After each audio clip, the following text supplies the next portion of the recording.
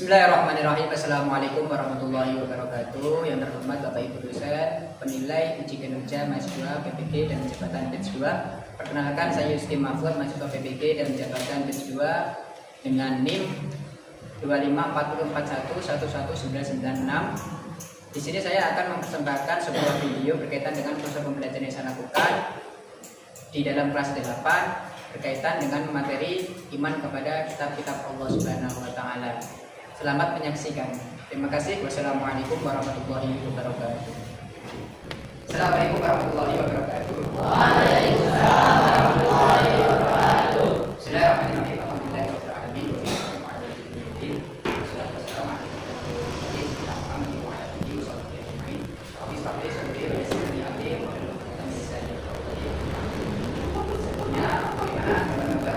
Kalian semuanya anak-anakku.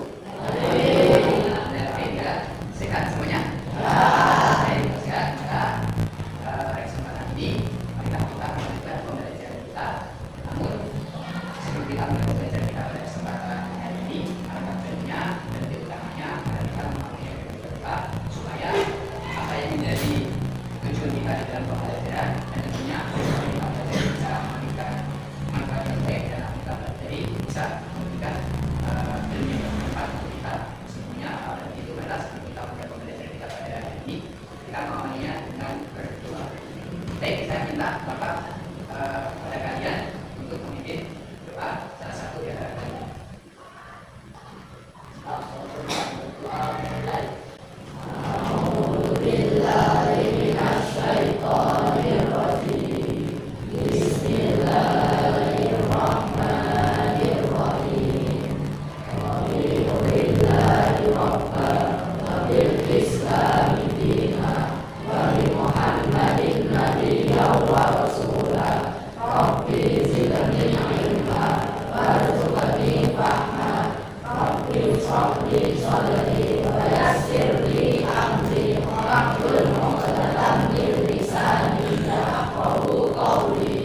Baik, setelah kita melaksanakan doa, selanjutnya Bapak saya terlebih dahulu untuk melihat siapa yang hari ini tidak hadir. Hadir semuanya hadir? Hadir? Siapa? Banyak. Karena apa? Baik. Semoga yang diberikan sakit semoga cepat diberikan kesembuhan. Dan yang sehat semoga senantiasa bisa diberikan kesehatan. Baik, selanjutnya seperti yang Bapak sampaikan di awal pembukaan tadi, kita nanti akan belajar berkaitan dengan materi tentang iman kepada kitab-kitab Allah Subhanahu wa taala. Jadi kalau misalkan hari ini kita mempelajari materi iman kepada kitabnya Allah Subhanahu wa taala, masuk kepada iman yang ke. Baik, sebelum kita masuk ke dalam materi kita pada hari ini, alangkah baiknya Bapak sampaikan apa tujuan kita itu mempelajari materi kita pada kesempatan hari ini. Yang pertama di situ tujuannya adalah kita semuanya diarahkan untuk memahami apa arti iman kepada kitab-kitab Allah Subhanahu wa taala. Dan yang kedua ada kita diarahkan untuk mengenali apa saja kitab-kitab Allah yang wajib kita imani. Kemudian yang ketiga menunjukkan sikap menghargai kitab-kitab Allah dalam kehidupan sehari-hari. Dan yang terakhir adalah kita menyadari betapa manfaatnya beriman kepada kitab Allah Subhanahu wa taala dan akibatnya jika kita beriman.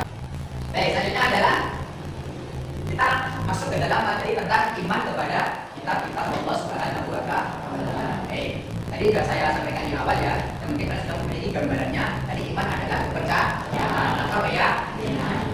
Dan kalau misalkan di sini apa definisi iman kepada kitab-kitab Allah Subhanahu wa taala? Artinya adalah apa? Kita percaya bahwa Allah Subhanahu wa taala itu menurunkan kitab-kitabnya kepada para utusannya. Jadi Allah Subhanahu wa taala itu memiliki utusan. Yang utusan itu bisa kita namakan sebagai nabi, bisa kita namakan sebagai rasul. Semua nabi, semua rasul itu diberikan sebuah pegangan untuk menyampaikan wakil dari Allah Subhanahu wa taala atau risalah dari Allah Subhanahu wa taala, yaitu pedomannya berupa kitab. Baik, selanjutnya kita masuk kepada apa saja kitab-kitab Allah yang diberikan kepada para nabi dan rasul. Ada berapa di situ? Ada. Sebutkan. Kitab Taurat, ya kan? Kayak Al-Quran dulu, ya.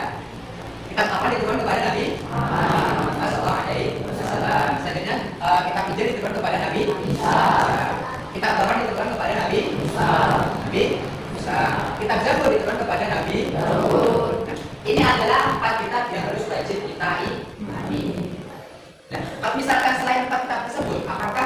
juga wajib mengimani? Kira-kira wajib mengimani atau tidak? Wajib mengimani atau tidak? Tetap wajib kita itu mengimani. Karena apa? Ada banyak kitab yang diturunkan oleh Allah kepada para utusannya. Cuma yang disepil, istilahnya disepil itu dikasihkan nama kitabnya dan juga rasul yang menerimanya. Tetapi kalau misalnya kita melihat, ya kan, Nabi kan tidak hanya jumlahnya ada 25. 25 itu hanya yang wajib kita imani, ya kan? Tetapi Nabi dan Rasul itu jumlahnya ada banyak sekali. Nah, oleh sebab itu semua Nabi yang diutus oleh Allah itu pasti memiliki nama kitab yang diberikan Allah kepada dirinya. Tetapi kalau kita kembalikan kepada materi kita pada hari ini, kitab yang wajib kita imani itu jumlahnya ada. Ini adalah kitab yang ada di sini, Al-Quran diberikan kepada Nabi Muhammad, Injil kepada Nabi Isa, Taurat kepada Nabi Musa, Zabur kepada Nabi Daud. Itu juga kita wajib kita ini berkaitan dengan dalil beriman kepada kitab Allah Subhanahu wa Ta'ala. Jadi ada dasarnya oleh anak semuanya. Jadi iman itu ternyata tidak serta-merta, ada dasarnya. Kita diperintahkan oleh Allah untuk mengimani kitab-kitabnya, itu juga ada dasarnya. Nah, kalau kita beragama Islam, dasar kita itu pasti dari Al-Quran. Dan dasar iman kita kepada kitab-kitabnya Allah Subhanahu wa Ta'ala adalah kepercayaan kita yang diambil dari Al-Quran. Terdapat dalam surat Al-Imran ayat 3. A'udzu billahi minasyaitonir rajim. Bismillahirrahmanirrahim. Al-kitab bil haqqi musaddiqan lima baina yadayhi wa anzala at-taurata wal injil. Artinya, dia menurunkan kitab Al-Quran kepada Muhammad yang mengandung kebenaran, membenarkan kitab-kitab sebelumnya, dan menurunkan Taurat dan Injil. Quran surat Al-Imran. Itu adalah dasar kita untuk iman kepada kitab-kitab Allah Subhanahu wa Ta'ala. Ini dari Al-Quran, ya. Baik, selanjutnya adalah bagaimana cara kita itu beriman kepada kitab Allah Subhanahu wa Ta'ala? Ini pertanyaannya. Bagaimana cara kita itu beriman kepada kitab-kitab Allah Subhanahu wa Ta'ala? Yang pertama, di situ adalah kita meyakini bahwa semua kitab itu dari Allah Subhanahu wa Ta'ala. Semua kitab itu pasti dari Allah Subhanahu wa Ta'ala. Tidak ada kitab selain dari Allah Subhanahu wa Ta'ala. Kenapa? Namanya kitab itu isinya pedoman bagi seluruh umat manusia. Berarti semua apa yang diberikan oleh Nabi itu pasti sumbernya dari Allah Subhanahu wa Ta'ala. Kemudian yang kedua caranya adalah kita membaca. Kalau misalnya kita beragama Islam, kita mestinya ada Al-Quran. Berarti caranya adalah apa? Membaca Al-Quran dengan sungguh-sungguh. Sungguh-sungguh itu berarti bukan kita hanya sekedar membaca, tetapi dengan ada ilmunya. Jadi tidak boleh serang karena misalkan kalau kita itu ingin membaca sungguh-sungguh, ya lakukanlah pakai dengan ilmu yang namanya ilmu hadis. Kemudian yang ketiga, memahami isi dan mengamalkan ajarannya. Jadi tidak hanya sekedar kita itu membaca, tidak hanya bagi kepada saat membaca, tetapi kita juga diarahkan untuk memahami. Setelah kita memahami, kita juga disuruh untuk mengamalkan. Itu adalah iman kita kepada kitab Allah Subhanahu wa Ta'ala dengan cara sempurna. Jadi kalau sekedar kita membaca itu belum sempurna. Karena kalau misalkan kita kembalikan kepada maknanya iman, iman itu adalah selain kita itu percaya dengan hati, diucapkan dengan lisan, tetapi yang paling akhir, paling tinggi adalah dua amalan. Dalam artian apa? Mengamalkan dengan seluruh anggota tubuh melalui perbuatan kita sehari. Berarti kalau misalkan kita itu beriman kepada kitab Allah Subhanahu wa Ta'ala, ya kan? Kita diarahkan untuk mengamalkan ajarannya. Itu yang paling tinggi dari kita itu mengimani kitab Allah Subhanahu wa Ta'ala. Kalau sekedar kita membaca, belum dikatakan sebagai iman yang sempurna. Diamalkan, dibaca, kemudian dipahami. Setelah dipahami, kemudian kita mengamal. Kemudian yang terakhir, menjaga dan menghormati kitab suci. Jadi kita itu juga harus kita hormati. Setelah kita hormati, terus apa? Apa setelah kita hormati? Nah, pertanyaannya, bagaimana cara kita itu menghormati kitab-kitabnya Allah Subhanahu wa Ta'ala? Kalau misalkan kita semuanya adalah beragama Islam, cara kita itu menghormati kitab Al-Quran bagaimana? Membaca.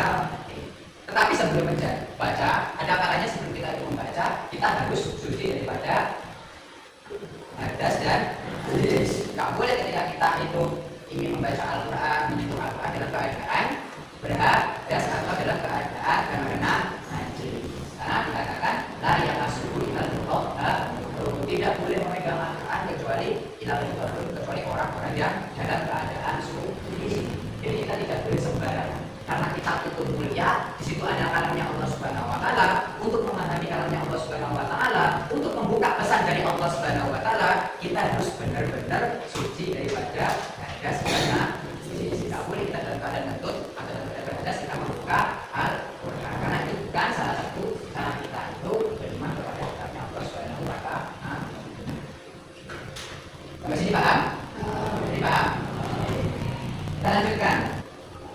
Selanjutnya adalah mengenai ciri-ciri beriman kepada kitab-kitab Allah Subhanahu wa taala.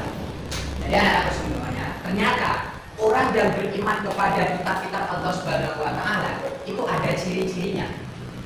Jadi ada ciri-cirinya, ada tanda-tandanya. Dan lantas apa saja tanda-tandanya ketika orang itu beriman kepada kitab Allah Subhanahu wa taala? Nih, yang paling bisa kita lihat satu adalah apa? Orang yang beriman kepada kitab Allah Subhanahu wa taala memiliki ciri-ciri sebagai berikut, yaitu adalah rajin membaca Al-Quran. Itu kalau kita sebagai orang yang beragama Islam. Jadi satu tandanya dia rajin membaca Al-Quran. Berarti kalau dia sedang rajin membaca Al-Quran, ya bisa hanya dikatakan sebagai iman kepada kitab-kitabnya Allah Subhanahu wa taala, tapi hanya sekedar melalui kata-kata. Tapi dalam pengamalannya yang pertama membacanya itu belum kelihatan. Kemudian yang kedua adalah menjalankan isi kandungan.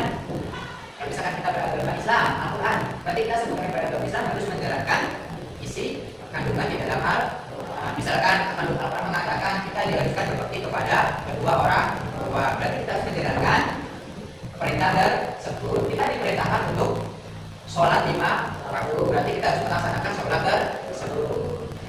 Kemudian yang ketiga, menjadi pribadi yang jujur, sabar, dan baik. Karena apa? Ajaran sabar, ajaran jujur, ajaran menjadi orang yang baik, semuanya itu adalah ajaran daripada kitab suci Al-Quran. Itu kalau misalnya kita yang beragama Islam. Kemudian yang terakhir adalah menghormati semua kitab Allah. Biarpun kita orang yang beragama Islam, kitab suci yang adalah Al-Quran, bukan berarti kita menyepelekan kitab-kitab selain Al-Quran. Ada Zabur, ada Injil, ada Taurat, itu juga harus kita hormati. Jangan menjadikan kitab suci selain Al-Quran sebagai bahan candaan atau guyonan. Karena apa? Semua kitab yang ditentukan sebelum kitab suci Al-Quran itu semuanya masuk ke dalam kitab suci Al-Quran. Karena apa? Ajarannya semuanya itu telah disempurnakan di dalam kitab yang namanya Al-Quran. Berarti ajaran Injil, ajaran Zabur, ajaran Taurat itu semuanya ada di dalam kitab suci Al-Quran. Berarti secara tidak langsung kita sebagai umat yang beragama Islam yang kita mengenal Al-Quran juga harus diwajibkan menghormati kitab Zabur, Injil, dan Taurat. Dan selanjutnya adalah manfaat beriman kepada kitab-kitab Allah Subhanahu wa taala. Nih, ternyata orang yang beriman kepada kitab-kitabnya Allah Subhanahu wa taala itu ada manfaatnya. Apa manfaat sih jumlah oleh cara. Jadi kalau misalkan kita hidup beriman kepada kitab-kitabnya Allah Subhanahu wa taala, apa manfaat yang kita dapatkan? Satu, nih memperkuat ketakwaan kepada Allah Subhanahu wa taala. Memperkuat ketakwaan kepada Allah Subhanahu wa taala. Takwa itu adalah apa? Ketaatan kita terhadap segala perintahnya Allah Subhanahu wa taala dan kekuatan kita dalam menjauhi segala larangan yang dilarang oleh Allah Subhanahu wa taala. Jadi yang namanya takwa itu gampangnya adalah amal ma'ruf nahi munkar, menjalankan hal-hal yang baik dan menjauhi hal-hal yang buruk. Kita menjalankan perintahnya Allah Subhanahu wa taala, tapi juga harus menjauhi larangannya Allah Subhanahu wa taala. Itu yang dinamakan dengan takwa. Orang itu kalau dia itu yakin kepada kitabnya Allah Subhanahu wa taala, pasti akan bertambah ketakwanya kepada Allah Subhanahu wa taala. Karena salah satu fungsi Al-Qur'an kitab, kalau kita beragama Islam, ada ayat berbunyi Hudalil muttaqin dalam surat Al-Baqarah ayat 2. Alif lam mim. Dzalikal kitabu la raiba fihi hudalil muttaqin. Ada kata hudalil muttaqin, artinya adalah apa? Petunjuk bagi orang-orang yang bertakwa. Jadi kalau orang itu dia takwa, sudah mampu menjalankan perintahnya Allah Subhanahu wa taala, plus juga sudah bisa sedikit belajar menjaga larangan Allah Subhanahu wa taala, dan ditambah dia sering membaca kitabnya Allah Subhanahu wa taala dan materi adalah Al-Qur'an, maka insya Allah ketakwaannya ini akan semakin semakin bertambah akan semakin kuat, karena fungsinya adalah kita itu adalah bukanil mutakin sebagai wujud bagi orang-orang yang bertakwa. Kemudian yang selanjutnya adalah hati menjadi lebih tenang.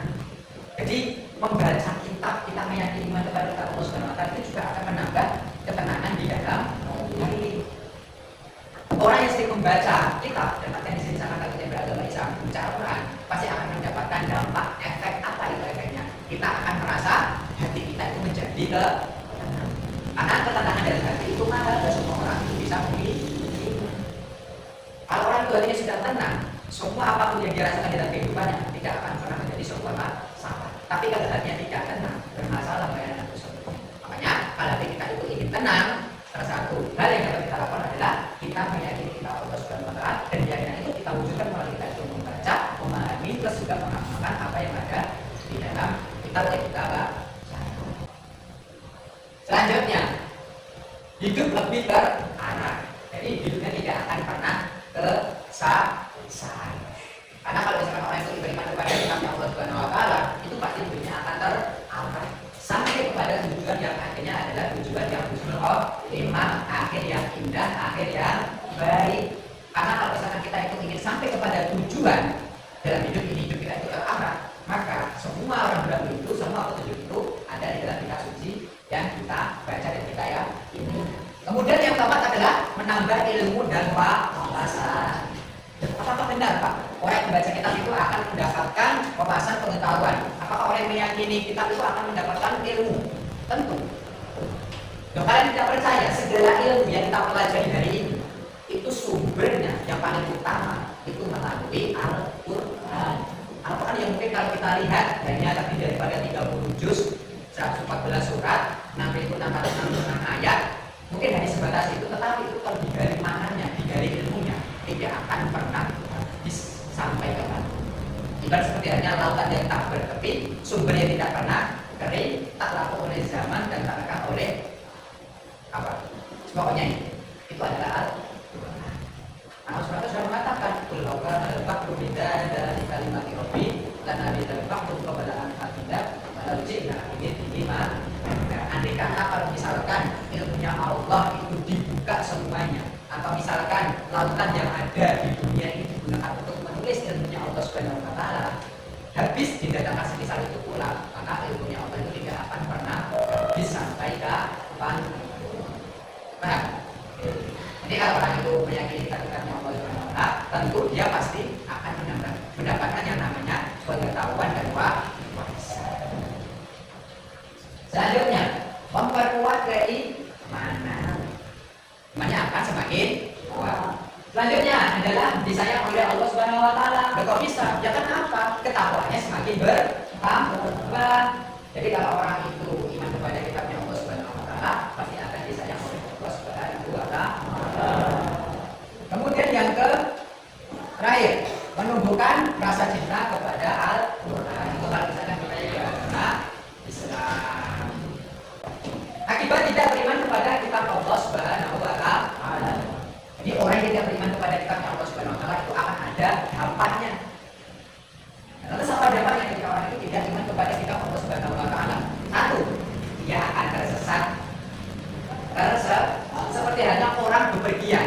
Kalau dia tidak memiliki rambu-rambu, tidak memiliki peta, tidak memiliki map, pasti dia akan tersesat. Pasti dia akan kesasar. Syukur-syukur kalau misalkan dia itu kesasar, dia bisa kembali kepada asalnya. Tapi kalau dia tidak sampai kepada tujuan dan tidak bisa kembali ke asalnya, ya sudah, endingnya dia akan menjadi orang yang tidak beriman. Kalau misalkan dia tidak beriman, apa kira-kira dampaknya? Akan masuk ke dalam. Kemudian yang kedua, hidupnya tidak punya tujuan. Bagaimana hidupnya tidak memiliki tujuan? Ya karena apa? Dia tidak memiliki pedoman. Kalau orang itu ingin memiliki tujuan dalam kehidupannya, maka dia harus memiliki yang namanya pedoman. Kita sebagai orang yang beriman wajib memiliki pedoman. Dan pedomannya adalah apa? Al-Quran. Kemudian yang ketiga, dianggap sebagai orang yang tidak beriman atau orang musyrik.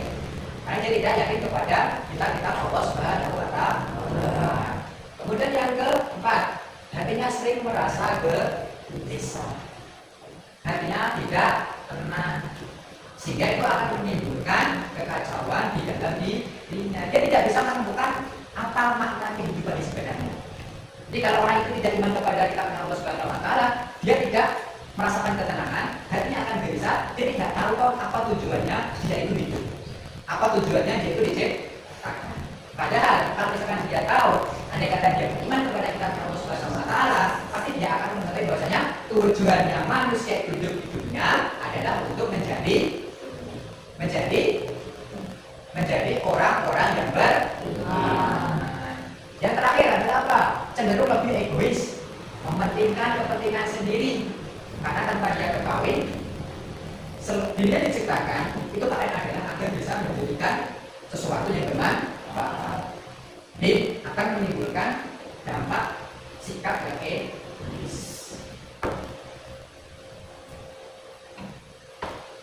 Baik, setelah kita mempelajari materi yang kita pada ini tadi, kita sampai kepada akhir. Setelah ada ucapan terima kasih di situ dalam artian materi kita sudah selesai. Baik, karena materi kita pada ini telah kita pelajari, tentunya mungkin ini sudah kalian dengar berkali-kali berkaitan dengan iman kepada kitab-kitabnya Allah Subhanahu wa taala. Maka dari itu, untuk menguji pemahaman kalian pada hari ini, nanti akan ada sebuah kuis pertanyaan untuk melihat seberapa paham kalian, seberapa tahu kalian terhadap materi yang kita pelajari pada hari ini berkaitan dengan iman kepada kitab-kitab Allah Subhanahu wa taala. Nanti Bapak akan sampaikan melalui sebuah pertanyaan-pertanyaan kecil untuk melihat seberapa tahu kalian, seberapa paham kalian terkait dari materi yang tadi Bapak sampaikan. Mungkin cukup sekian apa yang dapat saya sampaikan dan materi yang kita pelajari pada hari ini.